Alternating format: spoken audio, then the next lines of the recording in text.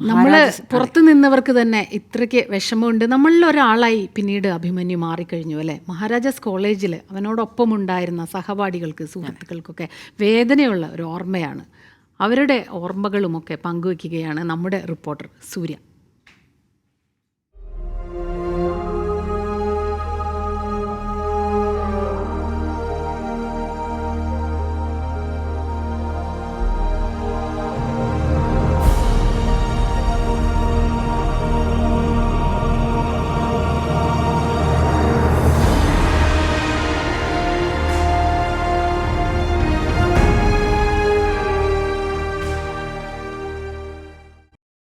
ചെങ്കോട്ടയിലേക്ക് സ്വാഗതം എന്ന വാചകത്താൽ നവാഗതരേറ്റിരുന്നൊരു മഹാരാജാസ് ഉണ്ടായിരുന്നു.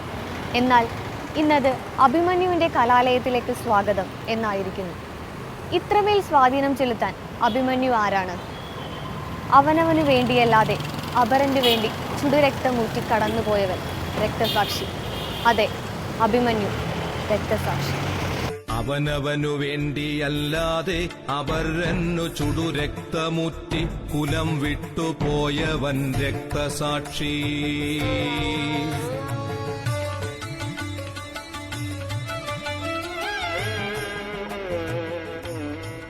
പതിവ് പോലെ വേനലവധിയും കഴിഞ്ഞ് മഹാരാജാസ് ഉണർന്നു. ഇതുപോലൊരു കാലത്താണ് വട്ടവടയിലെ ആ ഒറ്റമുറി വീട്ടിലെ ദാരിദ്ര്യത്തെയും തോൽപ്പിച്ച് താൻ കണ്ട സ്വപ്നങ്ങൾക്കായി അഭിമന്യു മഹാരാജാസിന്റെ പടി കയറിയത്.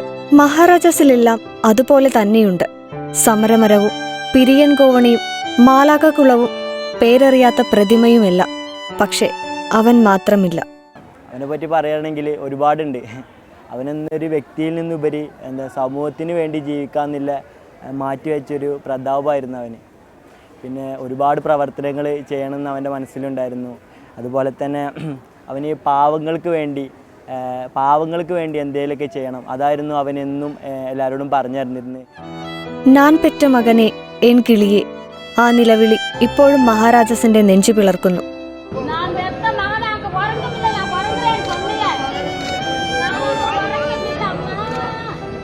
അഭിമന്യു മഹാരാജാസിന്റെ വട്ടവട. അവൻ വെറുമൊരു വിദ്യാർത്ഥി മാത്രമായിരുന്നില്ല. തന്റെ വേദനകളേക്കാൾ മറ്റുള്ളവന്റെ വേദനകളിലായിരുന്നു അവൻ ആദി. തന്റെ വയർ നിറയുന്നതിനേക്കാൾ കൂടെയുള്ളവന്റെ വയർ നിറയ്ക്കാനാണ് അവൻ എപ്പോഴും ശ്രമിച്ചത്.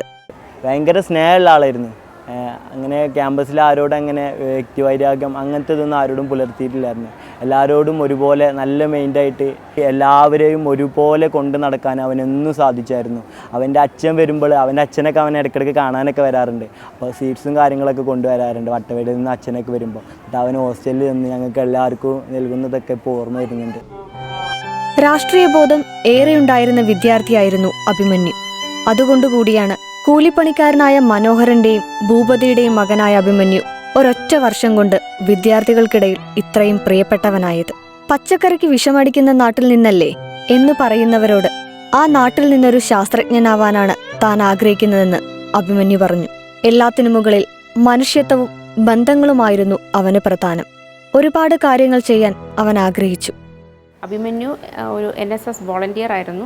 ഒരു നല്ല മനസ്സിന് ഉടമയായിരുന്നു. അപ്പോൾ അതുകൊണ്ട് തന്നെ അവൻ്റെ നഷ്ടം ഒരു തീരാ നഷ്ടം തന്നെയാണ്. ഇപ്പോൾ അബിയുടെ ഓർമ്മ ദിനത്തിൽ ഞങ്ങൾ NSSൻ്റെ നേതൃത്വത്തിൽ കുറച്ച് അവൻ്റെ ആഗ്രഹം പോലെ നല്ല കാര്യങ്ങൾ ചെയ്യാൻ ആഗ്രഹിക്കുന്നു.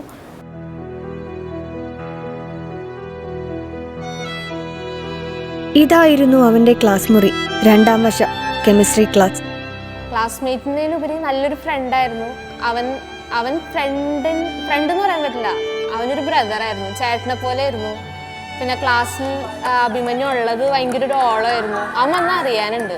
ഉച്ചക്കാണ് കൂടുതലും വരുന്നത് ഫുഡ് കഴിക്കാൻ വേണ്ടിയിട്ട്. അപ്പം അവനുള്ളത് ക്ലാസ്സിൽ ഭയങ്കര ഒരു ഇതാണ്. എല്ലാവരോടും ഒരേപോലെ ഫ്രണ്ട്ലി ആയിട്ട്, ആരുടെങ്കിലും മുഖം മാറിയാൽ വന്ന് അന്വേഷിക്കും. പക്ഷെ അവൻ നമ്മൾ ഇത്രയും കെയർ ചെയ്ത് അന്വേഷിക്കുന്നുണ്ടായിരുന്നെങ്കിൽ ഞാൻ തിരിച്ചൊരു വാക്ക് അവനക്ക് എങ്ങനെയുണ്ട്, നിനക്ക് സുഖല്ലേ, നിന്റെ വീട്ടിലെ അവസ്ഥ എങ്ങനെയാ, അങ്ങനെയൊന്നും ചോദിച്ചിട്ടില്ല. ഒരു സുഹൃത്ത് എന്നുള്ള രീതിയിൽ അവിടെ ഭയങ്കര വലിയൊരു പരാജയമായി തീർന്നു ഞാൻ.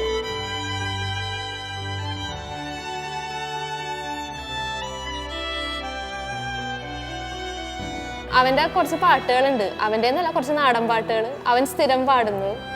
അപ്പം അത് ഒരുപാട് മിസ് ചെയ്യുന്നുണ്ട്. പെണ്ണേ വെൺകൊച്ചേ നീ എന്നെ മറന്നില്ലേ, എന്നെ മറക്കാൻ നിനക്കുപാടെ മനസ്സ് വന്നില്ലേ, ആ പെണ്ണെ മനസ്സ് വന്നില്ലേ. മഹാരാജ കോളേജിൽ നീയാജം വന്നപ്പോൾ, മഹാരാജ കോളേജിൽ നീയാജം വന്നപ്പോൾ നിനക്കുടുക്കാൻ ചുരിദാർ അതെ, ഈ ക്ലാസ്സിൽ ഇപ്പോഴും അവന്റെ മണമുണ്ട്, അദൃശ്യമായ സാന്നിധ്യമുണ്ട്.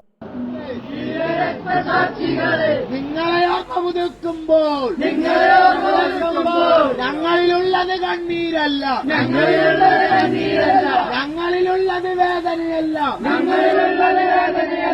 ആളിപ്പടരും ആവേശം, ആവേശത്താൽ ഞങ്ങൾ വിളിക്കും, ഇഖ്ലാസ് സിന്ദാബാദ്.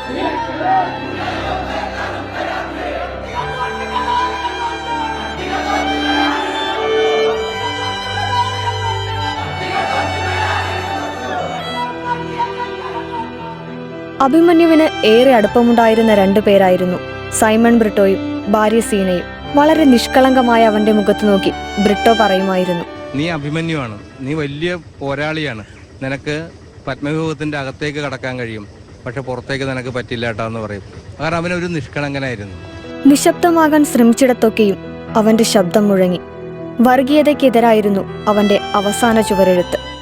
ഞങ്ങളുടെ സുഹൃത്തിനെ അത്തരത്തിൽ ഇല്ലാതാക്കാൻ കഴിഞ്ഞെങ്കിലും അവൻ ഉയർത്തിപ്പിടിച്ച ആശയമുണ്ട് വർഗീയതയ്ക്കെതിരെയുള്ളത്. അത് ഞങ്ങൾ ഓരോ മഹാരാജാസുകാരും ജീവിതകാലം മുഴുവൻ ഏറ്റെടുക്കും. ചരിത്രത്തിന്റെ ഏടുകളിൽ നിന്ന് ഒരിക്കലും മായ്ക്കാനാവാത്ത ആ വാക്ക്, വർഗീയത തുലയട്ടെ.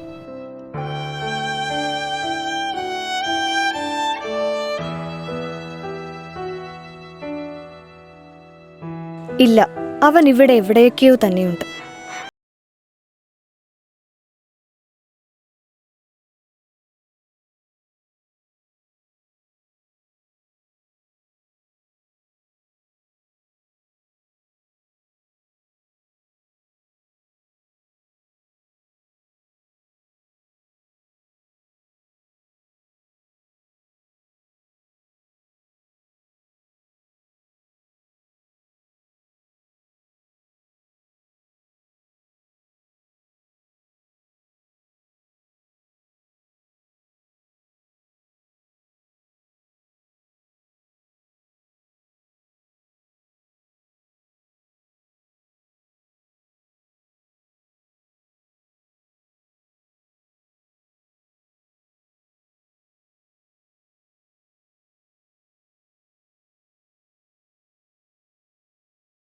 അതെ, ഈ വഴികളിലാണ് ഒരുപാട് സ്വപ്നങ്ങളും പ്രതീക്ഷകളും ബാക്കി വെച്ച് അഭിമന്യു പടിയിറങ്ങിപ്പോയത്.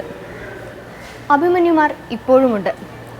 അവർ ഇനിയും ചതിക്കപ്പെടും, പത്മവ്യൂഹങ്ങളിൽ അകപ്പെട്ടു പോകും. പക്ഷേ വരാനിരിക്കുന്നത് അവൻ്റെ തലമുറയുടേതാണ്. അവൻ്റെ പിൻഗാമി, അവൻ വരും. പത്മവ്യൂഹങ്ങളിൽ അകപ്പെടാതെ പോകുന്ന അഭിമന്യുവിൻ്റെ കിരീടധാരണത്തിനായി നമുക്ക് കാത്തിരിക്കാം. ക്യാമറമാൻ അരുൺ മോഹനൊപ്പം സൂര്യശ്രീ 24.